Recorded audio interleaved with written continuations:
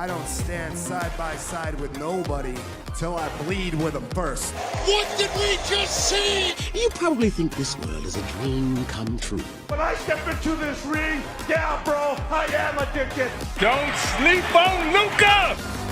Maybe tomorrow we'll all wear 42. If you fight for your dreams will fight for you. All right, so the last time we left off, the Phillies weren't looking too hot heading into the trade deadline, as they had lost series to the Guardians, the Brewers, and I also messed up because the notification I got, I misread it. It was the start, or it was like a week for the trade deadline. The trade deadline obviously happened not this past Tuesday, but the Tuesday of last week.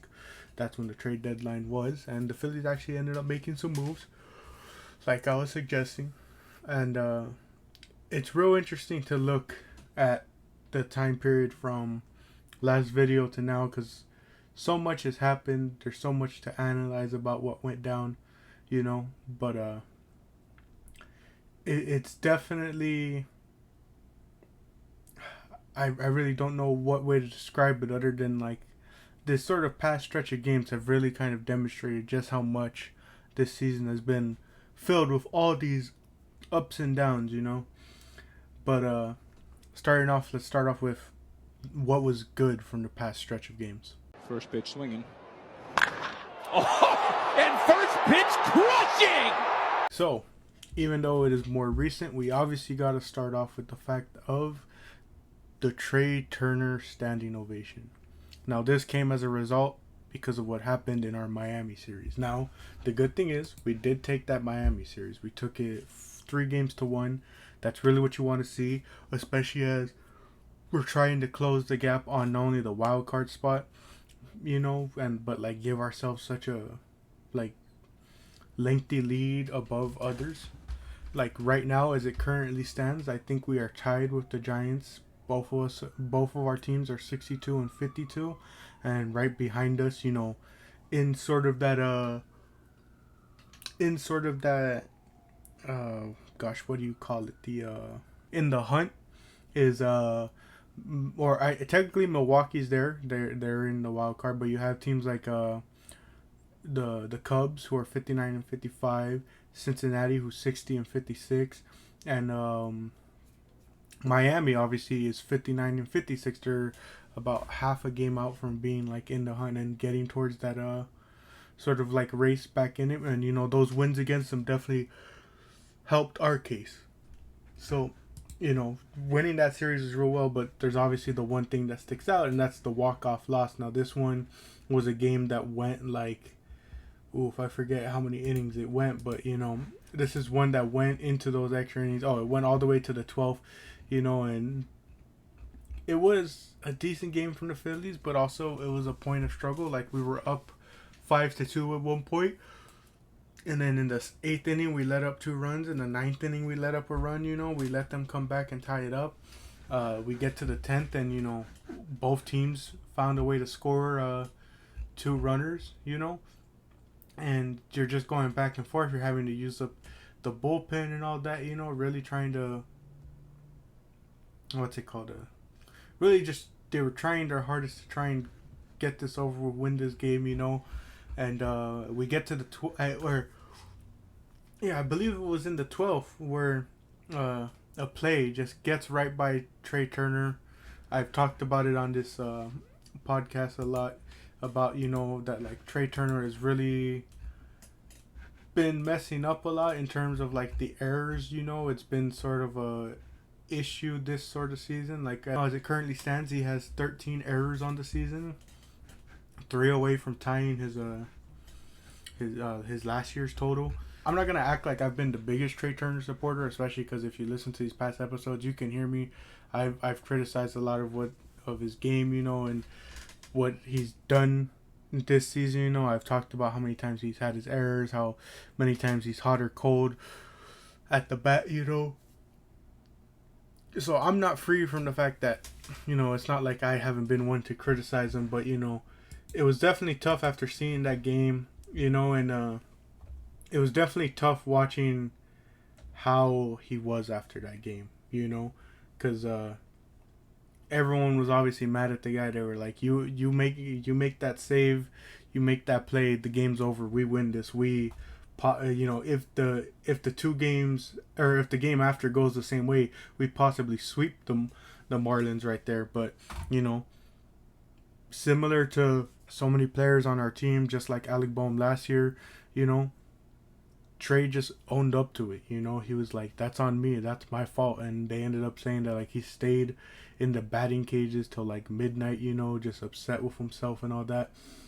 And a lot of people kind of forget that these athletes are human and all that, and a lot of times people try and use the excuse of, oh, they're making all this money and all that, that still doesn't excuse us from essentially like verbally abusing them. Now obviously you're gonna hear people be like, oh, they're sports players, they need to have thick skin, they need to have this and yada yada yada. But when you look at an example like Trey Turner after that game, it's like that's clearly someone who already is telling himself a lot of that.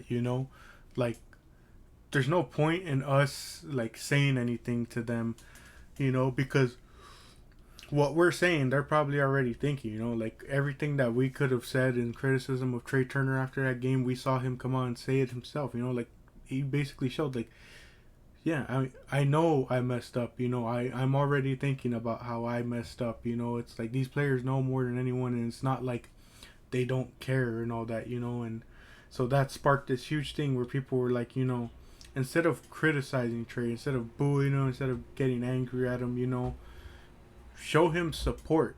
Show him that even when he has these mess ups, we're gonna be there for him to support him. And so after that win in Miami, they head back home.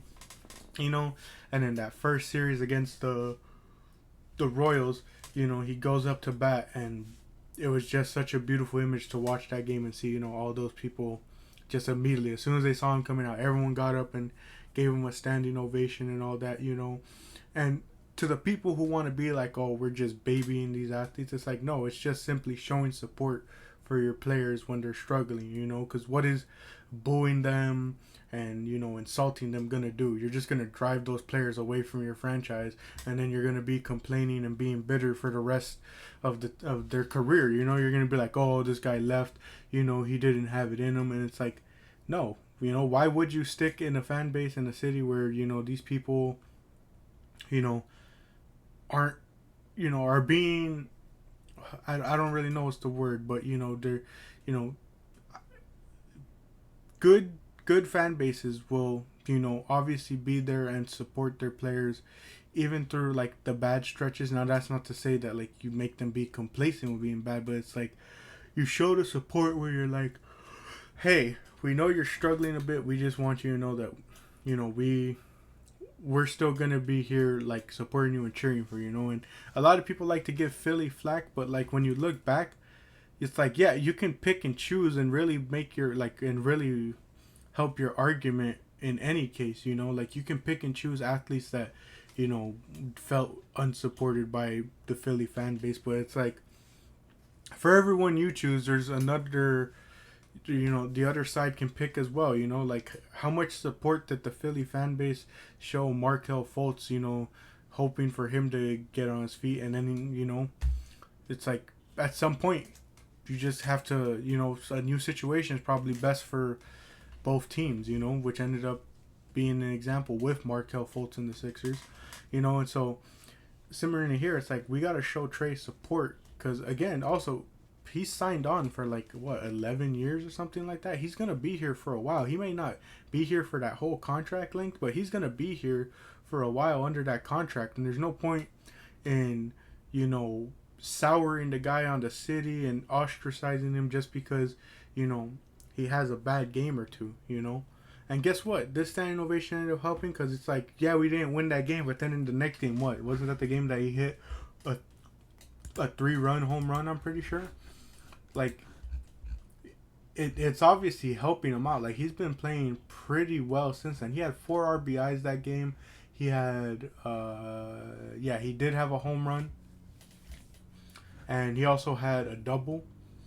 So yeah, it's like it showed that just the littlest of support really helped the guy mentally. It helped him get out of that sort of rut that he was stuck in mentally of like, feeling all that pressure and feeling like he's letting down the city and the team and all that. It's like it's really helped him out. He's been playing really well. And speaking of someone else who's been playing really well, as they moved Trey Turner down in the lineup just to sort of, you know, maneuver with the fact that he wasn't hitting too well in the 2 spot, Alec Bohm got moved to the 2 spot. And though these aren't his exact stats from the time since he got moved in the 2 spot, his last 12 games, Alec Bohm has had a batting average of .375. He's hit 3 home runs, and he has 10 RBIs. Now, I did see a stat line of what his stats have looked like the past couple of games when he's been in that 2 spot, but I forgot to write that one down. But yeah, Alec Bohm has been performing really well for this team. Him and Bryson Stott have been real good for this team. You know, the two of them are just some of my favorite players to watch on this team. I really love Bryson Stott's game. A part of me wishes they would stick him back in the leadoff spot, but at the same time, with the success Schwarber has been having, I know there's a couple games like the Marlins game, or like one of the Marlins games where Schwarber goes like zeros in the leadoff spot, but you know, with what Schwarber provides in that leadoff spot, you know, you can't be too upset at the fact that they stick him in there, especially when you get games like the first Nationals game where he gets 2 home runs and 5 RBIs.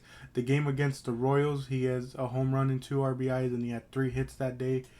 You know, and you even see in games like I think it was there was the second Royals game where even when he only has like zeros in the board, the team still can do well even when he's, you know, batting 0 in the leadoff spot, you know.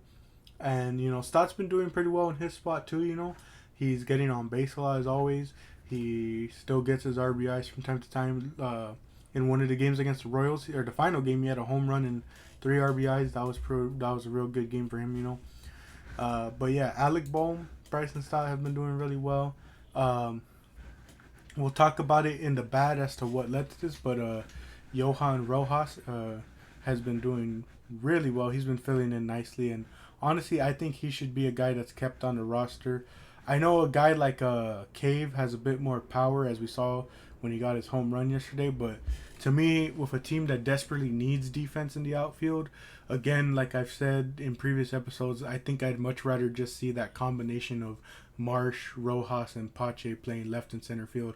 Obviously, when Pache gets back, I believe he's still injured a bit. I think I saw a notification that they just started like the rehabilitation process down in, I think it was Double-A or Triple-A, one of those, you know. So who knows when Pache will make his return, but in the meantime, Rojas has been doing well. We just saw a big defensive play from him yesterday.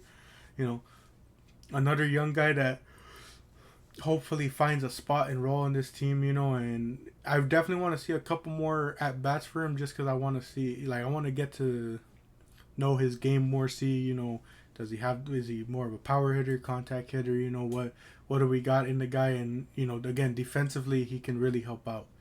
And then as far as the pitching goes, Walker and Wheeler have undoubtedly been our best pitchers right now. I know Wheeler's kind of struggled here and there, but his stat lines have been looking pretty well. Walker's been doing really well. And then, of course, at the trade deadline, one of the big trades we made, we traded for Michael Lorenzen, I believe is his name. Yeah, Michael Lorenzen from the Tigers. Yeah, from the Tigers. He did amazing in his first start. We haven't seen him since yet, but in that first start against the Marlins, he went 8 innings, which was absolutely crazy. You know, he went 8 innings. He helped us out, especially after that game with the Marlins that went into 12 innings and we didn't really have much of the bullpen. He did amazing. 8 innings he went. 8 innings he went. Absolutely impressive. You know, he may actually be starting this next game against the Nationals, so it kind of sucks that, you know, we aren't going to see what his next... Yeah, it says right here he's probably going to start. So hopefully he does well against this Nationals team. He did really well, like I said. And there's a lot to look forward with this. You know, he's that 5th starter that we needed. if he continues up with this sort of outing that he had, you know, and just real excited to see more out of him, you know. This team has been performing real well, but at the same time, that doesn't stop them from having their bads. First pitch swinging. Oh, and first pitch crushing! So starting off with the bad, as we mentioned in the Trey Turner sort of section of this video, the defensive mishaps kind of continue from time to time. You know, it's just kind of tough watching this team on defense at times with some of the mistakes they made, but at the same time, it seems like they're sort of finding their groove. Like I said, you know, I keep bringing it up and I feel bad. It's not me trying to constantly criticize the guy, but like Schwarber in left field just doesn't work out from time to time. But at the same time, you know, we're going to have to work with what's due because Brandon Marsh ended up getting injured. Now, they looked at it. They said it wasn't that bad. If I remember correctly, like it didn't look too bad. But he did get pretty banged up. He was trying to make a play in center. He like ended up hitting the wall, hurt his leg. So really not what you want to see. It just really sucks because like we were already kind of struggling defensively in the outfield, and we just lost arguably, you know, the best out of the three outfielders, you know. And luckily we have a guy like Rojas to come in and fill in, but that's just not the injury you want to see, especially like right now. Like I don't know, man. That's really not the injury you want to have right now, especially when you're trying to really cement yourself in that wild card spot. And speaking of trying to cement yourself, it's hard to cement yourself when you keep losing games you shouldn't, such as we end up losing the Pittsburgh series, which really sucked, especially in one of them. We lost in a walk-off in extra innings. There was the walk-off against Miami, of course, that was just pretty bad. And then yesterday's game against the Nationals, the doubleheader, the second game we ended up losing. It was a close one. Craig Kimbrell sadly ended up giving up the home run, I think it was, at the end. Just not what you wanted to see out of this team, you know. Speaking of which, Nola hasn't looked good. He's let up 3 home runs in his last 2 starts, 10 earned runs. He's already tied he tied 2021's the amount of home runs he let up. 2019, right? 2019 he let up 27 home runs. He's 1 away from tying that. That's his season high ever. And it's like, come on, you know, like what is going on, Nola? You know, last year he was 4th in Cy Young voting, you know, and this year it's like he'll be lucky to scratch that, you know. Like I don't know what it is, man. I feel bad, but it's like he just hasn't been playing his best, you know, and it's definitely not been an easy season for him. Like right now he has a 4.58 ERA. It's just, I don't know, man. He hasn't looked too hot in really any of his previous starts. Like even in the win against the Guardians, he let up 2 home runs in that one, you know, which I know that was like previous, you know, but like you look at his last 5 starts, it's like, what is that, 8 home runs in the last 5 starts, and you know his record is 2-3. Yeah, he's really just been struggling. Ranger hasn't been bad, but at the same time he hasn't like been outstanding. Like his previous starts have looked better than Nola's. His stats definitely look a lot better than Nola's, but I don't know, in comparison to what Walker's done, what Wheeler's done, and you know, obviously with just the 1 game Lorenzen had, but you know, again, Ranger hasn't been bad. It's just, you know, with what you've come to expect him, his previous starts haven't looked the best in a sense. Now, he had a good, strong outing against Miami. That was real good, you know. And in his past 5 starts, he's only let up 3 home runs. So, he's doing a good job, you know, in a sense of, like, keeping the scoring low. But, you know, at the same time, he's kind of struggled a bit. And then, you know, just sort of the last thing is just, we've really been struggling especially in this series, like in this stretch of games, like we've really kind of failed to capitalize on like promising situations. Like the biggest example I can give is when for the Pirates, Rich Hill was starting, and we only got one home run off of him and only scored 2 runs on him in the time that he was in the game. It's like you gotta capitalize more on that and get, you know, you gotta take advantage of like these pitchers who have like these higher ERAs, who have, you know, are known for, you know, essentially being like bullpen games for guys, you know, like you gotta take advantage of those promising situations that you get, you know. But speaking of promising, how about we look towards the hopefully promising future of the Phillies right now? First pitch swinging. Oh, and first pitch crushing! So, looking forward with the Phillies, there's a lot to look at. One thing I'll say that is a concern of mine looking forward, if there was one move I would have had the Phillies make at the deadline, it would have been for a bullpen piece. I talked about it heavily. I'm glad we got, hopefully, that 5th starter in Lorenzen. But honestly, I would substitute, you know, we did that trade for Castro from the Pirates, I believe it was. What's the Pirates? I can't remember where Rodolfo Castro's coming from. I'm pretty sure it's the Pirates. But honestly, I know we haven't seen him play too much. He's playing recently, like as a sub-in for certain guys. But honestly, I maybe would have subbed that for a bullpen piece, because as we saw, like in a couple of the games, it's like we really need that bullpen help. This team desperately needs Jose Alvarado back, especially. Like we really need his help in the bullpen. And then we got Sir Anthony Dominguez back, or he maybe has been back for a while, but we've seen him, you know, do a lot better and help us out more in this sort of stretch of games. Like he came in against Miami and had a save. He came in.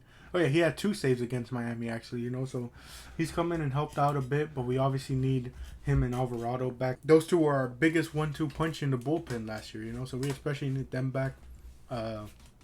Again, talking about the promising situations, we have a promising stretch going forward that we just really need to take advantage of. Though it won't be easy, you know, we desperately need series wins against the Twins and the Blue Jays, you know. And we also need to take advantage of both these national series. Again, it's going to be tough wins. You know, the Twins are, I think, 1st in their division, and the Blue Jays, I mean, they're 3rd, but that doesn't mean that they aren't a good team. You know, so it's like we really need to take advantage and get the series win on those teams. If it was up to me, I'd really love it if we could just sweep the Nationals and get those extra wins. And, you know, the reason why is because right after that, we got to face the Giants. And just like earlier this season, the Giants series will likely be our biggest struggle yet again, you know. But that's why we need to take advantage of the series before then, you know, because after the Giants, it only gets harder. Now we're looking too far ahead, you know, but after that Giants series, it's like, okay, you got St. Louis. They've been kind of struggling. You got them for 3 games. Hopefully you can take advantage of that.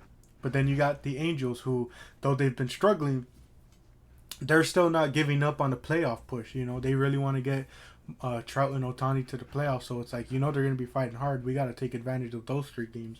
We got Milwaukee again for 3 games. We got San Diego for 3 games. We got, and then probably arguably the hardest stretch again, where this is going too far ahead. This is getting into obviously the territory Philly fans hate the most, the September games. But then in September, it's like you got the toughest stretch you're probably going to see in 3 games against Miami and 4 games against Atlanta. And, you know, who knows what's happening by this point, you know. But hopefully you've cemented yourself as a certified wild card team. But who knows? If it's probably not going to happen because Atlanta has been playing crazy. But if they drop off in a certain point at any point, these series against Miami and Atlanta at the beginning of September could maybe be for the division, you know? Like if Atlanta somehow falls into a slump, this could be ours for the taking. But again, that's looking too far ahead. But, you know, that's just why I'm emphasizing so much why we need to take advantage of these next couple of series, you know? I mentioned it. You know, we're tied with the Giants right now. But again, it's something I mentioned in previous episodes too. Build that safety blanket, you know? Build it so that you don't have to worry about, like, when you take a certain loss or 2, or even lose a series, that you're still going to be fine. Like right now, they're 10 games above 500. That's real good to me. You know, like I'm real happy. There was a point in the season where we were struggling to even get at 500, you remember? So it's like, it's crazy to see them at 10 games above 500. And I'm also just, you know, happy to see them performing so well. And I just want to see them continue playing well.